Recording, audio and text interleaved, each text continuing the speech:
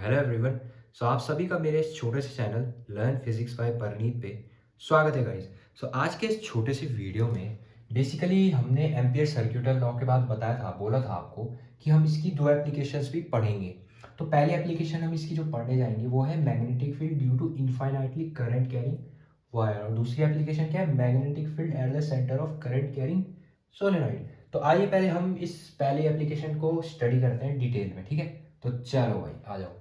देखो, magnetic field due to infinitely current carrying wire, ठीक है। इसने क्या बोला कि एक टाइप से क्या इनफाइनाइट लेंथ की वायर है कोई, ठीक है। मान लेते हैं, मैं यहाँ पे साइड पे बना रहा हूँ, ठीक है। मान लेते हैं एक टाइप से क्या ये बहुत लंबी इनफाइनाइट वायर है, ठीक है। इसमें क्या है, इसने बोला, उसने बोला ही है इनफाइनाइटली करंट कैरिंग वायर। इसमें क्या करंट फ्लो हो रहा है बस पूरी वायर पे, इनफाइनाइटली करंट कैरिंग वायर। अब मान लेते हैं इस पॉइंट पे क्या है, एक एक हमने यहाँ पे माना बस, ठीक है, कि पूरी जगह करंट फ्लो हो रहा होगा। मैंने सिर्फ यहाँ पे माना डायरेक्ट कि देखो यहाँ पे क्या है, करंट फ्लो हो रहा होगा। अब इस करंट फ्लो जो हो रहा है इसकी वजह से क्या है, मैग्नेटिक फील्ड भी प्रोड्यूस होगी। मैंने पिछले लेक्चर में आपको बताया था कि मैग्नेटिक फील्ड कैसे निकालते हैं। देखो ऐसे थंब को, ऐसे करंट को थंब से, right hand thumb rule basically है ना, करंट को ऐसे थंब से और मैग्नेटिक फील्ड ऐसे। अब इस वायर में जो करंट लगेगा, मैग्नेटिक फील्ड कैसे होगी, इसके आउटसाइड ऐसे में एज्यूम करने की कोशिश करो। मान लो ये वायर है ना, वायर में करंट ऐसे में इस डायरेक्शन में फ्लो हो रही है, और मैग्नेटिक फील्ड कैसे है, देखो ऐसे, ये ऐसे बाहर की तरफ है इसके, है ना, ऐसे बाहर की तरफ है इसके। तो इसकी मैग्नेटिक फील्ड भी कैसे होगी, बाहर की तरफ। होप सो आप एज्यूम कर पा रहे होंगे, है ना, ऐसे, ठीक है, ऐसे ऐसे। इसका मैग्नेटिक फील्ड कैसे होगा, ऐसे बाहर की तरफ होगा, है ना। इसका मैग्नेटिक फील्ड कैसे होगा, पूरा ऐसे गोल गोल गोल गोल, एक टाइप से क्या है, क्लोज लूप बन गया।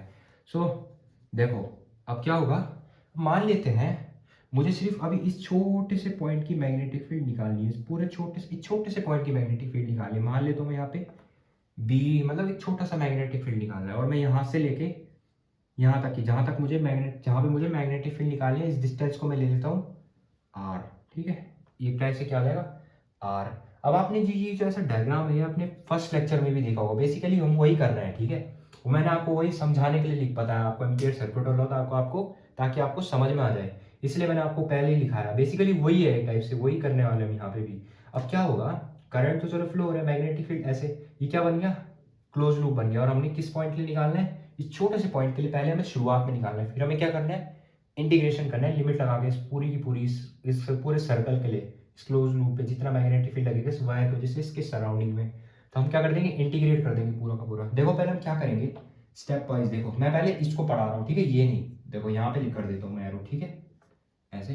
पहले मैं क्या लिखूंगा, पहले मैं लिखूंगा यूजिंग एम्पियर, ठीक है, ये लिखना, ठीक है, ये स्टेप वाइज दिखा रहा हूँ मैं तुम्हें तभी। Using Ampere circuital law, using Ampere circuital law. क्या था यू एम्पियर सर्क्यूटल लॉ का formula, close integral line integral of magnetic field is equal to mu naught times current enclose. ये डेफिनेशन से निकाला मैंने, ठीक है, कुछ ऐसा नया नहीं है इसमें, ठीक है। अब देखो, अब क्या करूंगा मैं, अब देखो जैसे मैंने आपको पिछले लेक्चर में बताया, ये इतना जो मैग्नेटिक फील्ड की जो वैल्यू है, ये B close integral D L of mu naught I, ये किसके लिए है, सिर्फ एक छोटे से पॉइंट पे मैग्नेटिक फील्ड, इस डॉट पॉइंट पे जहाँ पे मैंने ये लिया।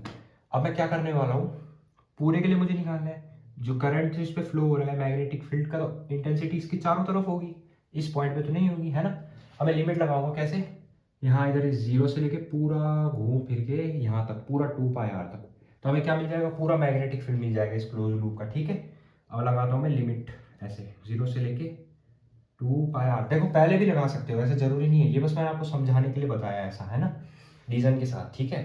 अब देखो अब क्या होने वाला है, बी तो एज इट इज है, बी एज इट इज है। अब वहाँ पे आ जाएगा एक, क्या आ जाएगा, एल, जीरो से 2 π r तक। देखो मैं डायरेक्ट सॉल्व भी कर सकता था, मैं बस थोड़ा स्टेप वाइज लिख रहा हूँ, ठीक है, ताकि कंफ्यूजन ना हो किसी को भी, ठीक है। अब देखो अब क्या होने वाला है, ये एल यहाँ पे 2 π r आ जाएगा, एल को 2 π r से रिप्लेस कर दो, upper limit minus lower limit, तो ये हो जाएगा बी टाइम्स क्या, B times of 2 π r is equals to mu naught I. अब ये 2 π r को नीचे भेज दो, हमें पूरी की पूरी मैग्नेटिक फील्ड मिल गई इस पूरे इनफाइनाइट करंट कैरिंग वायर के लिए, ये आया वैल्यू, है ना, ठीक है, ये आया। चाहे देखो ये जो वायर चाहे 10 सेंटीमीटर का है, चाहे 10 मीटर का है, चाहे इनफाइनाइटली है, जो मैग्नेटिक फील्ड की जो वैल्यू निकल के आएगी वो याद कर लेना सीधे। Magnetic field at this close loop is equals to the mu naught times of current over 2 pi r. ठीक है, तो ये था भाई इसका पहला एप्लीकेशन, बेसिक सा। ठीक है, कुछ नहीं करना। देखो एक और स्टेप भूल गया मैं, आई एम सो सॉरी।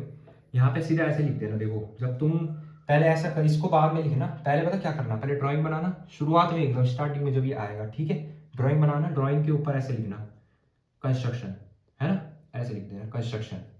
ठीक है, ऐसे कंस्ट्रक्शन करके, ठीक है, फिर ये ड्राइंग बनाना, ड्राइंग के बाद ये सब मेंशन करके ये लिख देना, फिर ये लिख के ये, फिर ये, फिर ये, फिर ये, फिर ये। स्टेप वाइज चलना बस, तब इजी है फिर, है ना। ठीक है, बस बेसिक समझना है बस, बाकी तो रटने का कुछ है ही नहीं इसमें, है ना। कॉन्सेप्ट समझ गए, बाकी तो ये इजी है पूरा पूरा, बाकी तो ये सिंपल कैलकुलेशन है ना।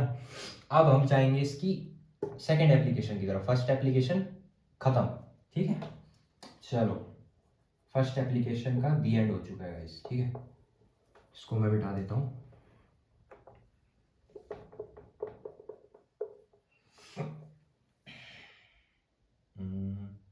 ठीक है, इसका चलो एक काम करता हूँ, आप इसको नोट कर लो। ठीक है, होप सो आपने लिखा नहीं होगा, आपने फिर से लिखने के लिए लिख देता हूँ मैं। ठीक है, यूजिंग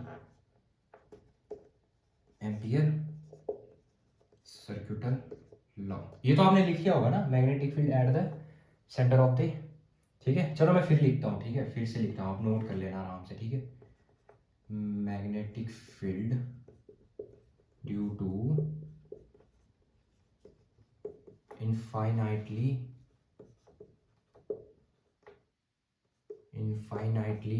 current carrying wire। ठीक है, यही थी ना, हाँ शायद यही थी, हाँ। Magnetic field due to this infinitely current carrying wire. तो मैं काम करता हूँ, मैं अब साइड हो जाता हूँ। ठीक है, आप नोट कर लो, ये स्क्रीनशॉट ले लो। ठीक है,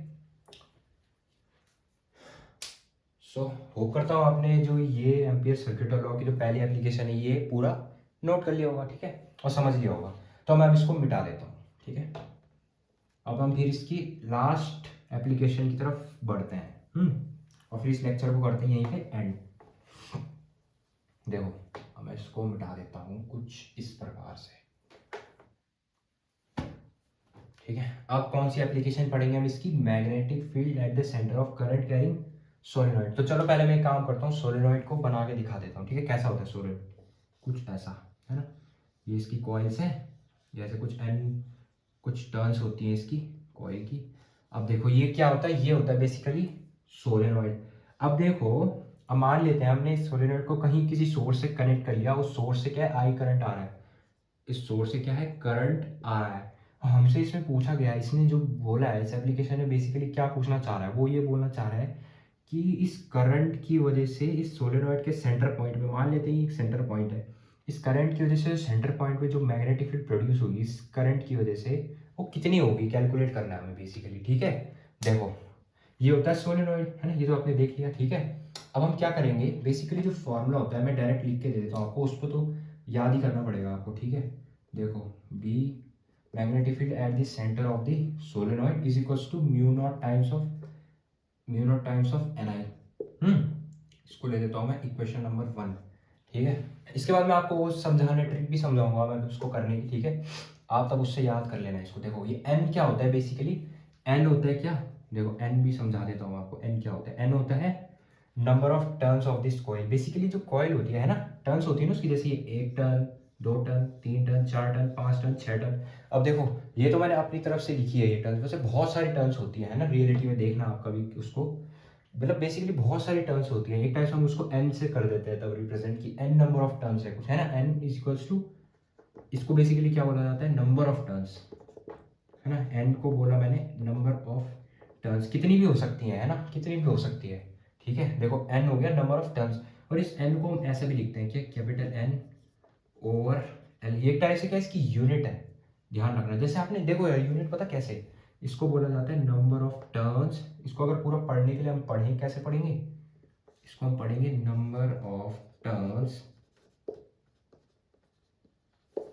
बाय यूनिट लेंथ।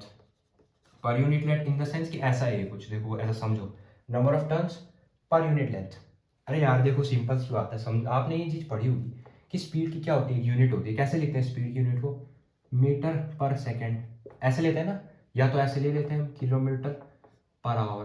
पर ये क्या है, ये कैसे नंबर ऑफ, इस नंबर ऑफ टर्न्स की यूनिट है, समझ आ रही है। देखो स्पीड की यूनिट होती है ये मीटर पर सेकंड बोलते हैं, मीटर पर सेकंड, किलोमीटर पर आवर। मैंने बस सिंपल ऐसे बोल दिया, नंबर ऑफ टर्न्स की यूनिट, नंबर ऑफ टर्न्स पर यूनिट लेंथ, किस हिसाब से इसको लिखते हैं, है ना। जैसे स्पीड को हम सेकंड में भी नापते हैं, हावर में नापते हैं, वैसे इसमें क्या होता है, नंबर ऑफ टर्न्स के लिए हम क्या है, इसको पर यूनिट लेंथ से मापते हैं, है ना। लेंथ के हिसाब से इसकी नंबर ऑफ टर्न्स को हम मापते हैं। समझ आया, ठीक है। देखो इसको भी मैं चलो नहीं मिटाता, रहने दो, आप समझने के लिए लिख लेना इसको, ठीक है। एन की वैल्यू होती है कैपिटल एन ओवर एल। तो फॉर्मूला क्या निकल के आता है इसका, magnetic field at centre of this solenoid due to this current flowing in this solenoid, क्या आ जाएगा, mu naught capital N over L, mu naught N over L I, number of turns पर यूनिट लेंथ। खिचड़ी पका दी रे, देखो capital N over L, ठीक है, ऐसा, ठीक है, ऐसा। तो मैं इसको लिख देता हूँ अंदर, ये है भाई फाइनल फॉर्मूला इसका, magnetic field at the centre of the solenoid. अब देखो, अब इसकी ट्रिक समझ से देखिए, इसकी मैं एक शॉर्ट वो बता देता हूँ। पिछले पिछले एप्लीकेशन में मैंने आपको क्या पढ़ाई थी, जो फॉर्मूला निकल के आया था इनफाइनाइट वायर का, क्या निकल के आया था, magnetic field for this close loop is equals to mu naught I over 2 pi r, ऐसा। अब आपने पढ़ा, अभी अभी मैंने आपको बताया कि सोलेनोइड के लिए क्या होता है, mu naught times of N I. Solenoid में क्या था, सिंपल देखो, फर्क कुछ नहीं है, फर्क कुछ नहीं है। मैंने इस फॉर्मूले में पता क्या की, इस फॉर्मूले में क्या है, यह पूरा उस क्लोज लूप के लिए इनफाइनाइट वायर की वजह से जो मैग्नेटिक फील्ड उसके चारों तरफ प्रोड्यूस हुई या क्रिएट हुई, है ना। मैंने इसमें क्या करा, इस फॉर्मूले में क्या किया, ये 2 पाई आर ना लिख के यहाँ पे म्यू नॉट आई तो लिखा, और एन मैंने क्या किया, इसके नंबर ऑफ टर्न्स के साथ इसको मल्टीप्लाई कर दी। करंट तो फ्लो हो रहा है, परमेबिलिटी तो होगी उस मैग्नेटिक फील्ड में कुछ ना कुछ उसकी, और एन नंबर ऑफ टर्न से उसको सीधा सीधा मल्टीप्लाई किया, समझ रहे हो। मैं सीधा इसको ऐसे भी लिख सकता था शुरुआत में, एन ना लगा के ऐसे, है ना, म्यू नॉट टाइम्स आई, लेकिन इसकी क्या है, एन नंबर ऑफ टर्न्स है खुद की इस कॉइल्स की, तो मैंने इसको सीधा एन से मल्टीप्लाई कर दिया कुछ ऐसे, है ना। देखो कुछ नहीं करना है भाई, पहले फॉर्मूले को उठाओ, ठीक है, पहले फॉर्मूले को उठाओ। देखो एक चीज समझो, 2 पाई आर आप क्यों लिखोगे, क्योंकि यहाँ पे ना तो आप सर्कल की कुछ बात हो रही है, कहाँ पे बोला है, सेंटर पे बोला है। अब सेंटर पे तो देखो ये सारी कॉइल कॉइल कॉइल कॉइल आएगी, इसकी एन नंबर ऑफ टर्म से इसको कुछ नहीं करना। देखो सिंपल सी बात, 2 पाई आर को सीधे हटा देना। दूसरी एप्लीकेशन में क्या करना, इस 2 पाई आर को सीधे क्या नेगलेक्ट कर देना, सीधे मतलब लिखना ही मत, सीधी सी बात, इतना लिखना, बी बी सी लगा देना, इसके बाद ये लगा देना म्यू नॉट आई। और फिर क्या करना है, एक चीज ध्यान रखनी, सोलेनोइड में क्या होते हैं, बहुत सारी कॉइल्स होती है, बहुत सारी, तो हम क्या लगाते हैं, नंबर ऑफ टर्न्स लगाते हैं, टर्न्स होती है उनके अंदर, है ना।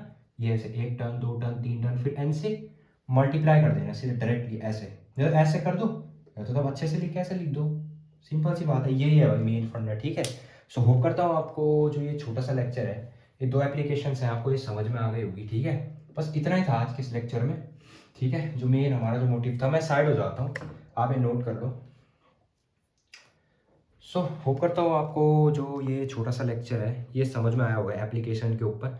सो आपको अगर कुछ भी डाउट है या किसी भी टॉपिक पे आपको फिजिक्स से रिलेटेड वीडियो चाहिए, तो आप मुझे कमेंट सेक्शन में बताना, मैं आप सबके कमेंट सेक्शन देखता रहूँगा, ठीक है।